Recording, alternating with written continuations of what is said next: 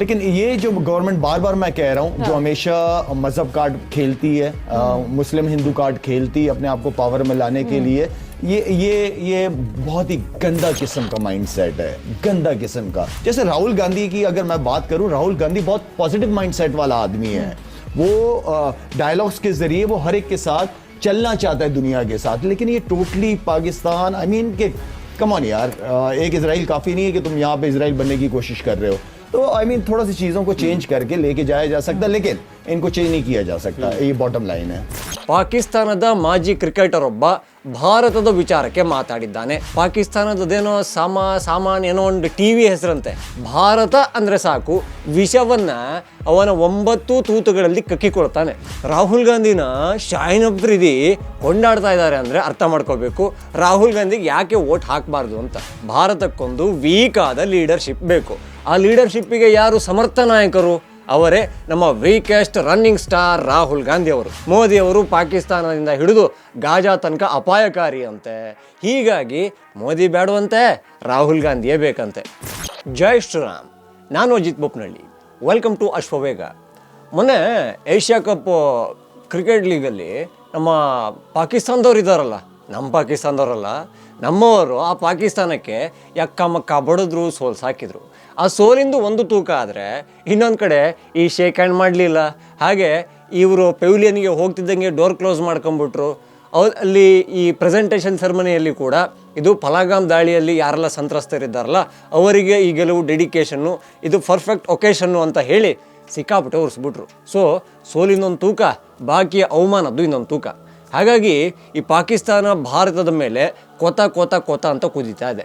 ಈ ಹೊತ್ತಲ್ಲಿ ಪಾಕಿಸ್ತಾನದ ಮಾಜಿ ಕ್ರಿಕೆಟರ್ ಒಬ್ಬ ಭಾರತದ ವಿಚಾರಕ್ಕೆ ಮಾತಾಡಿದ್ದಾನೆ. ಎಲ್ಲಿ ಗೊತ್ತಾ? ಪಾಕಿಸ್ತಾನದೇನೋ ಸಾಮಾನ್ಯ ಏನೋ ಒಂದು ಟಿವಿ ಹೆಸರಂತೆ. ಆ ಟಿವಿಯಲ್ಲಿ ಕೂತ್ಕೊಂಡು ಮಾತಾಡೋನೆ ಲೈವಲ್ಲಿ. ಏನು ಮಾತಾಡೋನೆ? ಕ್ರಿಕೆಟ್ ಬಗ್ಗೆ ಮಾತಾಡಿದಾನ? ಮಾತಾಡಿದವ್ರು ಯಾರು ಗೊತ್ತಾ?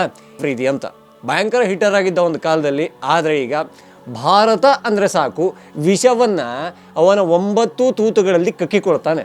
ಅಂಥ ಮನುಷ್ಯಂಗೆ ಈಗ ಭಾರತದಲ್ಲಿ ಏನು ಬದಲಾವಣೆ ಬೇಕಂತ ಗೊತ್ತಾ?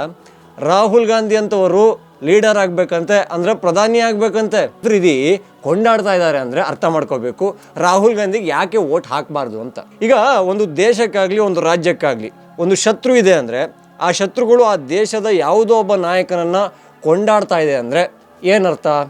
ಈ ದೇಶಕ್ಕೆ ಅಲ್ಲಿಂದ ಏನೋ ಲಾಭ ಇದೆ ಅಂತ. ಹಾಗೆ ಈಗ ಸದ್ಯದ ಪರಿಸ್ಥಿತಿಯಲ್ಲಿ ಭಾರತ ಭಯಂಕರ ಬಲಿಷ್ಠವಾಗಿದೆ. ಮೋದಿಯವರ ಲೀಡರ್ಶಿಪ್ಪಲ್ಲಿ ಭಾರತವನ್ನು ಅಮೇರಿಕಾದ ಹತ್ರ ಬೆಂಡ್ ಮಾಡೋಕ್ಕಾಗ್ತಾ ಇಲ್ಲ. ಇಲ್ಲಿ ಕೂತ್ಕೊಂಡು ಜುಜುಬಿ ಬಿಕಾರಿ ಪಾಕಿಸ್ತಾನಗಳು ಆ ಭಾರತವನ್ನು ಹೆಂಗೆ ವೀಕ್ ಮಾಡಬೇಕು ಅಂತ ನೋಡ್ತಾ ಇದ್ದಾವೆ. ಭಾರತ ವೀಕ್ ಆಗಬೇಕು ಅಂದರೆ ಏನಾಗಬೇಕು? ಭಾರತಕ್ಕೊಂದು ವೀಕ್ ಆದ ಲೀಡರ್ಶಿಪ್ ಬೇಕು. ಆ ಲೀಡರ್ಶಿಪ್ಪಿಗೆ ಯಾರು ಸಮರ್ಥ ನಾಯಕರು?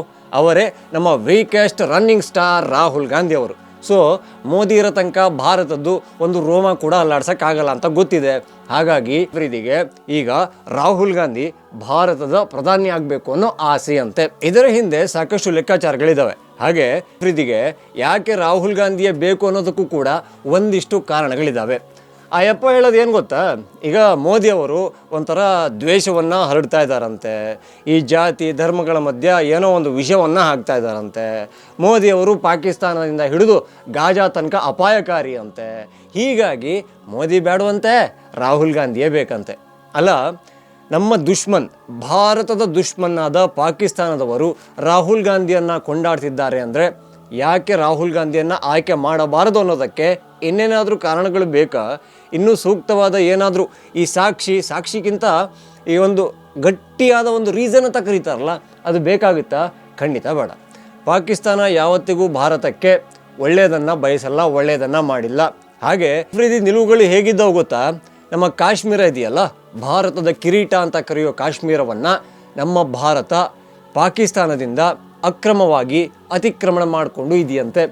ಹಾಗೆ ಪಾಕಿಸ್ತಾನಕ್ಕೆ ಕಾಶ್ಮೀರವನ್ನು ಕೊಡಬೇಕಂತೆ. ಫ್ರೀ ಕಾಶ್ಮೀರ್ ಮೂವ್ಮೆಂಟಲ್ಲಿ ಆತ ಭಾಗಿಯಾಗಿದ್ದ, ಅದರ ಬಗ್ಗೆ ಪ್ರಚಾರಗಳನ್ನು ಮಾಡಿದ್ದ.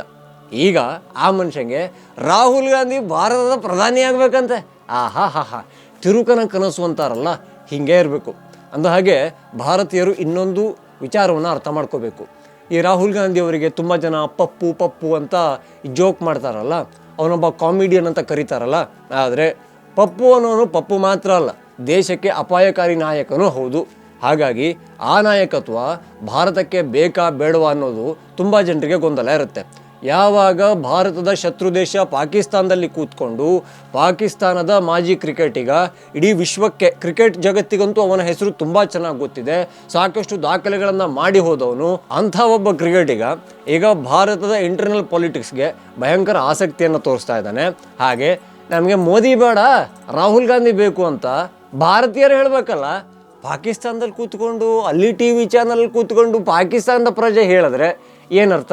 ಒಂದು ಕೆಲಸ ಮಾಡಿ, ನಿಮಗೆ ರಾಹುಲ್ ಗಾಂಧಿ ಅವರ ನಾಯಕತ್ವ ಇಷ್ಟ ಆಗಿದ್ರೆ, ರಾಹುಲ್ ಗಾಂಧಿಯಲ್ಲಿ ಒಬ್ಬ ಪವರ್ಫುಲ್ ಲೀಡರ್ ಇದ್ದಾನೆ ಅಂತ ಅನಿಸಿದರೆ, ಅವರಂಥ ಪುರುಷೋತ್ತಮ ಈ ಜಗತ್ತಲ್ಲಿ ಹಗಲೊತ್ತಲ್ಲಿ ಈ ಚಿಮಣಿ ಹಿಡ್ಕೊಂಡು ಓಡಾಡಿದ್ರು ಕೂಡ ಕಾಣೋದಿಲ್ಲ ಅಂತ ನಿಮಗನ್ಸಿದ್ರೆ, ನೀವು ರಾಹುಲ್ ಗಾಂಧಿ ಅವರನ್ನ ಭೇಟಿಯಾಗಿ, ಸರ್ ನಿಮಗೆ ಭಾರತದಂಥ ದೇಶ ಅಲ್ಲ, ಇದಕ್ಕಿಂತ ಒಳ್ಳೆಯ ದೇಶ ಪಾಕಿಸ್ತಾನ ಇದೆ, ಅಲ್ಲಿಗೆ ಬಂದು ನೀವು ಪ್ರಧಾನಿ ಆಗಿಬಿಡಿ ಅಂತ ಒಂದು ವಿಚಾರವನ್ನು ಹೇಳಿ, ಅವ್ರು ಇಷ್ಟಪಡ್ತಾರೋ ಚೀತು ಅಂತ ಉಗಿದು ಕಳಿಸ್ತಾರೋ ಅದು ಅವರಿಗೆ ಬಿಟ್ಟ ವಿಚಾರ. ಒಂದು ವೇಳೆ ಇಷ್ಟಪಟ್ಟೇ ಬಿಟ್ಟರು, ನಿಮ್ಮ ಆಫರನ್ನು ಸ್ವೀಕಾರ ಮಾಡಿದ್ರು ಅಂದರೆ ಪಾಕಿಸ್ತಾನಕ್ಕೆ ಒಬ್ಬ ಒಳ್ಳೆ ಲೀಡರ್ ಸಿಕ್ದಂಗೆ ಆಗೋದಿಲ್ವ? ಇರೋ ಲೀಡರ್ಗಳೆಲ್ಲ ಒಂದು ದೇಶ ಬಿಟ್ಟವ್ರೆ, ಇಲ್ಲ ಜೈಲಲ್ಲಿ ಕುಂತವ್ರೆ. ಹಾಗಾಗಿ ಪಾಕಿಸ್ತಾನ ಬರುವಾಗ ಖಾಲಿ ಕೈಯಲ್ಲೇ ಬನ್ನಿ, ನಿಮ್ಮ ಕುಲಕಸುಬಾದ ಈ ಭಿಕ್ಷಾಪಾತ್ರೆಯನ್ನು ಹಿಡ್ಕೊಂಡು ಬರಬೇಡಿ. ಹಾಗೆ ಏಷ್ಯಾ ಕಪ್ಪಲ್ಲಿ ಮೊದಲ ಟ್ರೇಲರನ್ನು ಭಾರತ ಕೊಟ್ಟಿದೆ, ಸಿನಿಮಾ ಇನ್ನೂ ತುಂಬ ಇದೆ. ಅದರ ಜೊತೆಗೆ ಭಾರತ ಕೊಟ್ಟಿರುವ ತಪರಾಕಿಗೆ ಈ ನಿಮ್ಮ ಟೀಮ್ ಹೆಂಗೆ ಶೇಕ್ ಆಗಿದೆ ಅಂದರೆ, ನಾಳೆ ದಿವಸ ಚಿಕ್ಕ ಪುಟ್ಟ ಟೀಮ್ ಅಂತ ಕರೀತಾರಲ್ಲ, ಈ ಹಾಂಗ್ಕಾಂಗು ಅದು ಇದು ಅವು ಯಾವುದಾದ್ರೂ ಬಂದು ಬಡಿದು ಹೋದರೂ ಕೂಡ ಆ ಸರಿಯಲ್ಲ. ಹಾಗಾಗಿ ನೀವು ನಿಮ್ಮ ದೇಶದ ಬಗ್ಗೆ ಹಾಗೂ ನಿಮ್ಮ ಪ್ರವೃತ್ತಿಯಾಗಿದ್ದ ಕ್ರಿಕೆಟ್ ಬಗ್ಗೆ, ನಿಮ್ಮ ದೇಶದ ಕ್ರಿಕೆಟ್ ಬಗ್ಗೆ ಆದಷ್ಟು ಚಿಂತೆ ಮಾಡಿ.